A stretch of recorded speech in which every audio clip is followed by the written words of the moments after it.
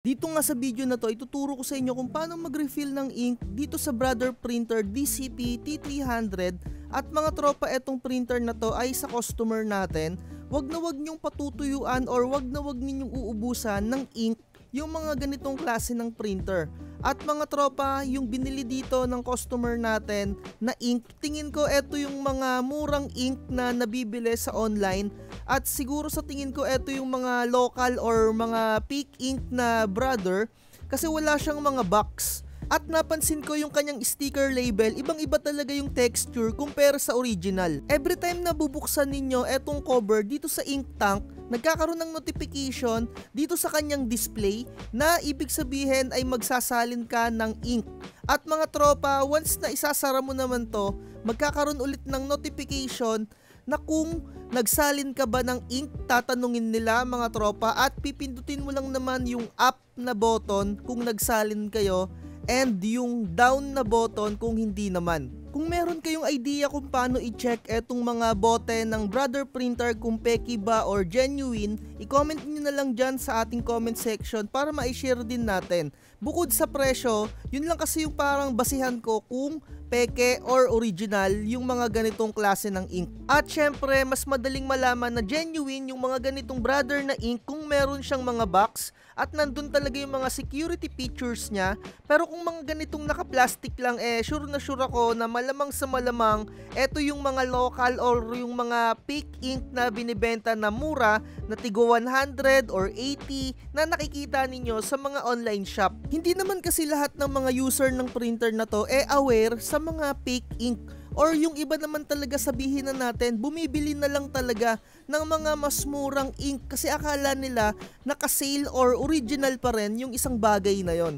Kaya mga tropa, kung alam nyo kung paano i-check yung mga Brother Printer na mga ink na ganito, i-comment nyo naman, i-share nyo naman dyan sa ating comment section. At eto na nga, magsasalin na tayo ng ink dito sa ating mga ink tank para sa Brother Printer. Nakita nyo naman, hindi na siya naka-box, as in nakaganyan lang siya, naka-plastic.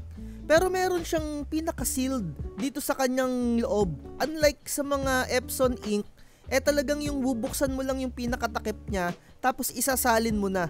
Dito mga tropa, meron siyang pinaka-sealed dito na i-open mo bago mo ilagay yung parang pinaka-nguso niya na ayun yung isusuot mo dito sa ating ink tank para ma-refill etong mga ink natin or yung mga ink tank natin.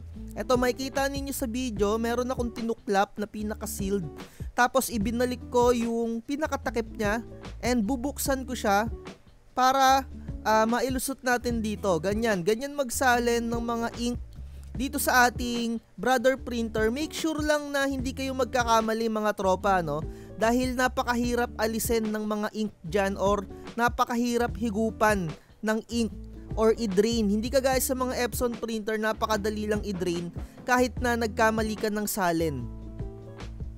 So ganyan lang, uulitin nyo lang ulit yan dun sa mga iba pang kulay. At kung gumagamit ka talaga ng mga Brother Printer, baka maaari mo na rin i-share sa amin ng mga Epson user kung nakakailang documents ba na naipiprint etong mga kulay black. Sa Epson printer kasi sa experience ko, umaabot ako ng around 2,000 plus or 3,000 plus. Nakakalahati ko na yung kulay black na 65 ml mga tropa. So dito sa Brother Printer, medyo may kalakihan din yung bote ng kulay black. Nakikita ninyo kahit papano sa video natin, mas malaki yung ink tank na itong kulay itim, hindi kagaya dito sa mga CMY na kulay. At mga tropa, warning na rin sa mga printer ninyo, huwag kayong gagamit ng 60 BK kung yung mga printer ninyo ay naka 6,000 BK. I-double check ninyo yung mga printer ninyo kung ano yung compatibility sa kanilang ink, lalong-lalo na etong kulay black. Mga tropa, yung mga printer ninyo, i-double check ninyo yung mga specs niya. At dito sa DCP T300, ang gamit niya yung 6,000 BK, which is yung kulay black ay pigment ink. Yung 60 BK naman, ayun yung dye ink. I-double check nyo palagi para hindi kayo nagkakapalit. Inuulit ko, 6,000 BK, ayun yung pigment, at yung 60 BK, ayun naman yung dye ink.